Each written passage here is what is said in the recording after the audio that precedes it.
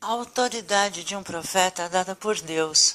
Não se trata de exercer o poder político, mas expressar o poder de Deus através da linguagem humana.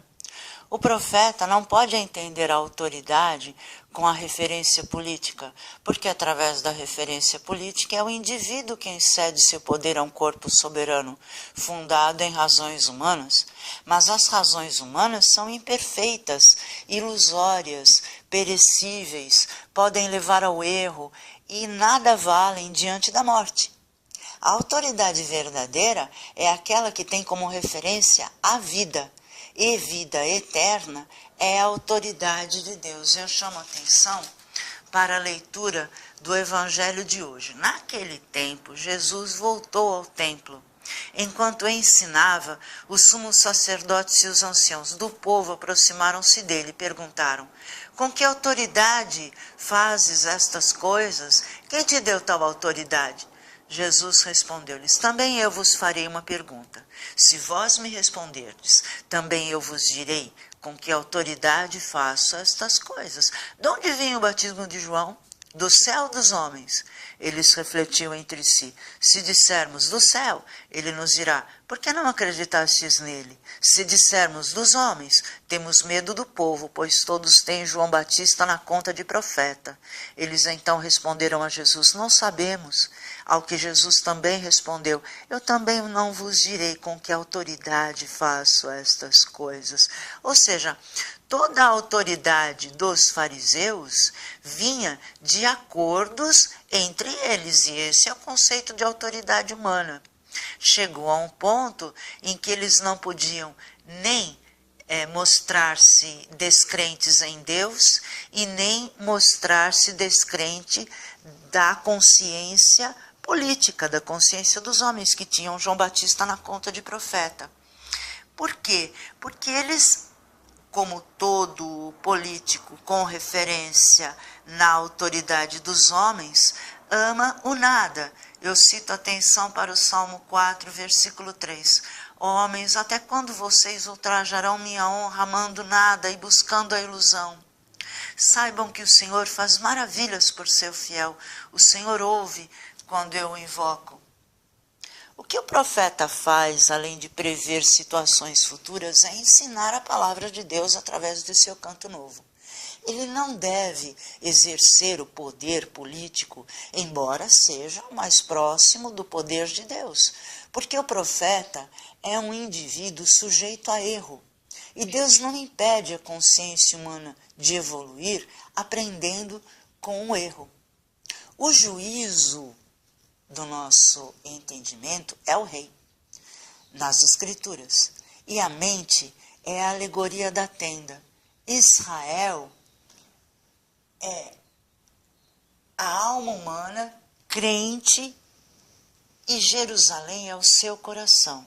Apesar disso, Jesus Cristo vai nascer em Belém, fora da consciência humana, porque a consciência humana deve buscá-lo, compreendê-lo, e a sabedoria se deixa encontrar por aqueles que a procuram.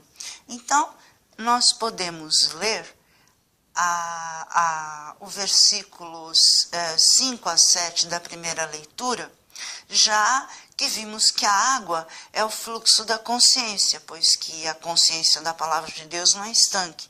Se temos a nossa própria contextualidade, porque ela nos envolve na política e na sociedade, a palavra de Deus é uma semente regada pela rica fonte da consciência, que é a água que jorra do seio de Deus. De posse dessas alegorias, nós podemos fazer a leitura do livro dos Números, que vem a ser a leitura escolhida pela Santa Amada Igreja para o tempo do Advento.